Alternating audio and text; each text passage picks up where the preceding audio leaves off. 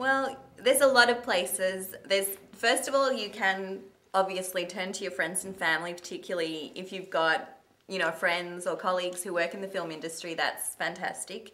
You can just, for the initial, what I would suggest is after you've written the first draft, you put it aside for a couple of weeks and you come back to it yourself and look at it with fresh eyes. Because when you've just finished something, that rush of finishing it, hopefully you should feel pleased. You should, it's a great achievement, but you might not have the perspective to see some of the problems. So I would set it aside for a couple of weeks, come back to it, do some polishing. When you're getting feedback from family and friends, you have to remember too that they're probably not trained in the industry, that they hopefully like you, that, they're happy to see you doing this work, so their perspective is not always, objective either. Once you've got a little bit of feedback from other people, you might look at writers' services like Script P.I.M.P, where you can get professional readers to give you feedback. It's very important, like Clea said, to get feedback from the people around you.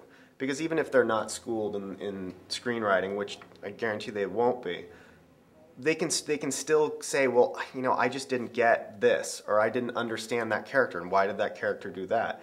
Anybody who has read anything or read books or whatever can give you that character or even logic feedback. Well, why did you even do this or do that? Even if it's your grandmother reading the script, they can give you a fresh perspective on it. May not be right, but it's important to get it to that level so that when you send it to these services like Script P.I.M.P, that it's in the best shape it can be, and then you can get a much more deeply critical kind of view of your screenplay, of how and whether that can take the next step and get sent out to some other industry professionals to take a look at what you're doing.